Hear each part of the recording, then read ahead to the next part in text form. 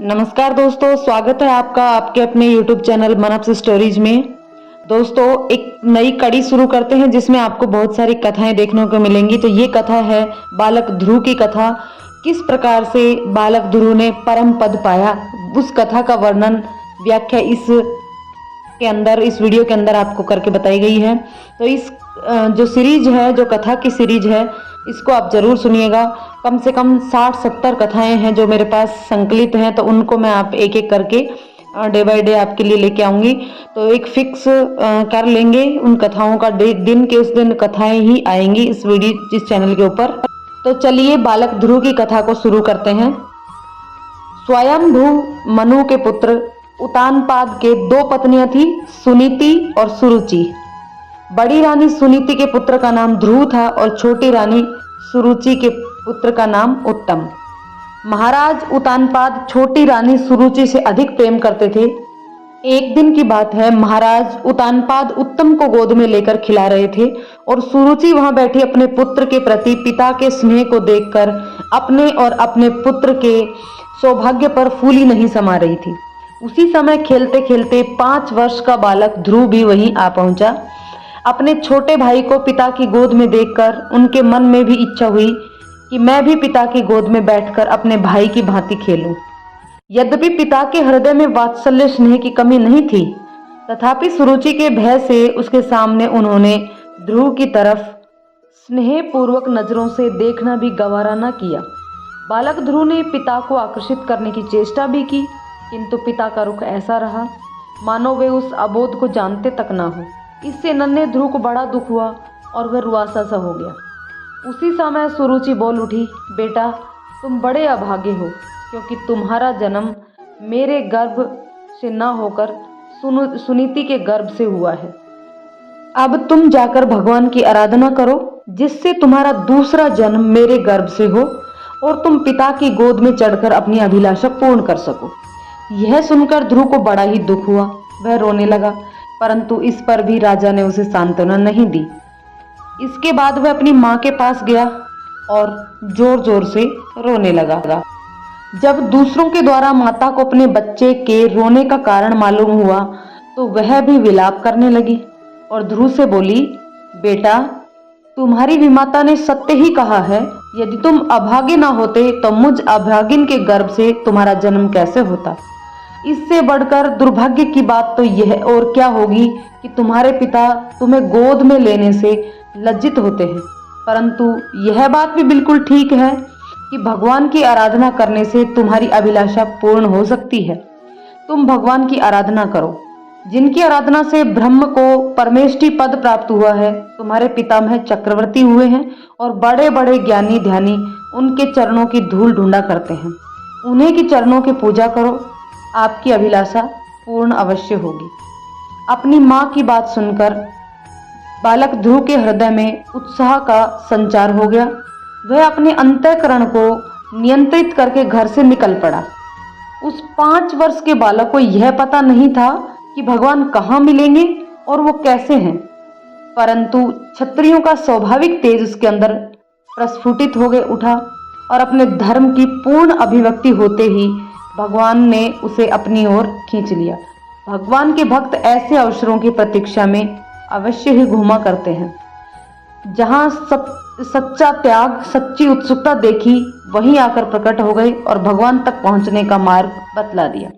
ध्रुव के घर से निकलते ही देव ऋषि नारद आ पहुंचे। अपने पापहारी कर कमलों से ध्रुव के सिर पर स्पर्श करके उन्होंने अपने निश्चय को दृढ़ करने के लिए भगवान मार्ग की कठिनाई बतलाई और कहा कि अभी तुम्हारी उम्र भगवत प्राप्ति के लिए साधना करने की नहीं है। चलो मैं राजा से तुम्हें सर्वदा के लिए सम्मान देने की बात कह देता हूँ। तुम अभी बाघ, सिंह आदि से भरे हुए जंगल में मत जाओ। परंतु अब बालक ध्रुव इन बातों से मैं कहाँ आने वाला था। घर से निकलते ही देवऋषि नारद के दर्शन से उसका उत्साह और भी बढ़ गया तथा वह अपने निश्चय पर अटल रहा।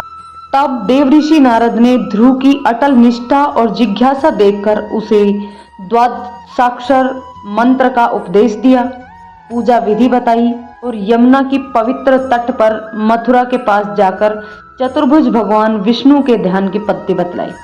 इतना ही नहीं, उनके मन में यह विश्वास भी जमा किया कि जो निष्कपट भाव से भगवान की आराधना करते हैं उन पर भगवान अवश्य ही कृपा करते हैं। इसमें संदेह बिल्कुल भी नहीं है। ध्रुव ने प्रणाम करके मथुरा के लिए प्रस्थान किया। ध्रुव ने मथुरा पहुंचकर देव ऋषि नारद के आदेशानुसार भगवान की आराधना प्रारंभ कर दी। 1 महीने तक वह 3-3 दिन के बाद जीवन रक्षा के लिए कैथ, बेर आदि जंगली फलों को खाता रहा और बाकी समय भगवत पूजा में ही व्यतीत कर किया। दूसरे महीने से हर छठे दिन सूखे तिनके और पत्तों को खाकर, तीसरे माह में हर 9वें दिन पानी पीकर, चौथे माह में हर 12वें दिन हवा पीकर और 5वें महीने में वह श्वास रोककर एक पैर से ठूंठ की भांति खड़ा होकर निरंतर भगवत चिंतन में ही लीन हो गया।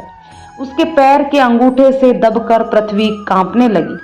श्वास बंद करने से त्रिलोक्य का श्वास बंद हो गया, क्योंकि अब उसका श्वास समष्टि के श्वास से बिल्कुल भी भिन्न नहीं था।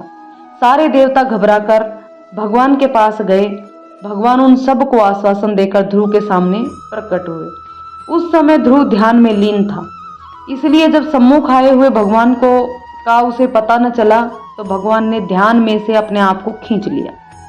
ध्रुव ने घबराकर अपनी आंखें खोली तो देखा कि भगवान तो सामने खड़े हैं। देखते ही वह बालक भगवान के चरणों में गिर पड़ा।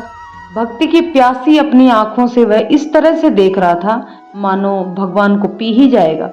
बाहें इस तरह उठी थी मानो उसे आलिंगन करना चाहता हो।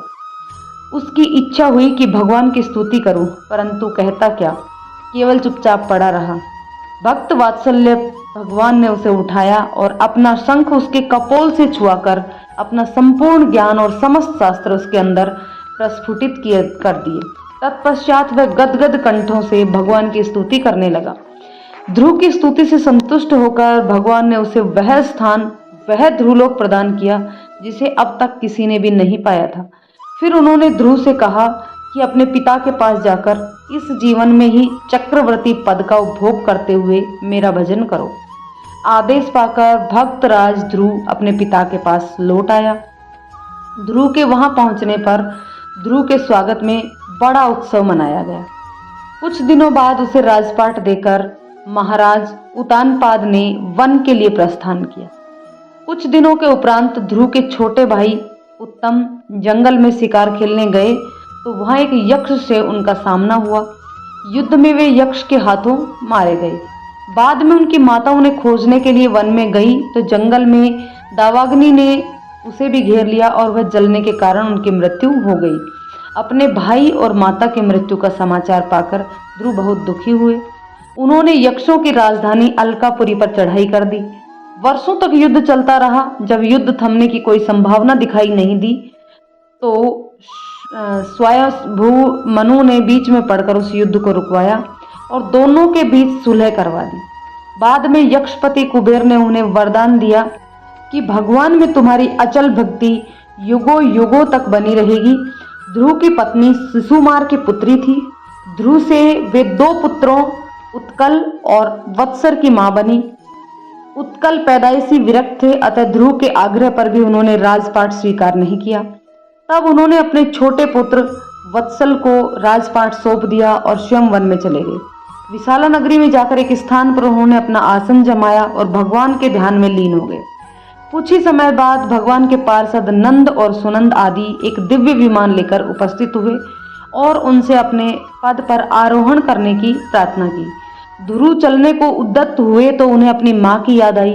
जब उन्होंने पार्षदों से इसके विषय में पूछा तो पार्षदों ने बताया कि वे भी अपने धाम को जा चुकी हैं। तब ध्रुव ने बड़ी ही शांति से अपने ध्रुव पद पर आरोहण किया।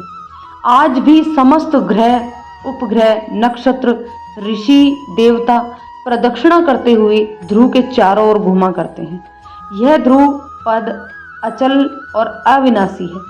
भगवान की भक्ति के प्रभाव से वहीं स्थित होकर सारे जगत को धारण कर रहे हैं और जब तक सृष्टि रहेगी धारण करते रहेंगे।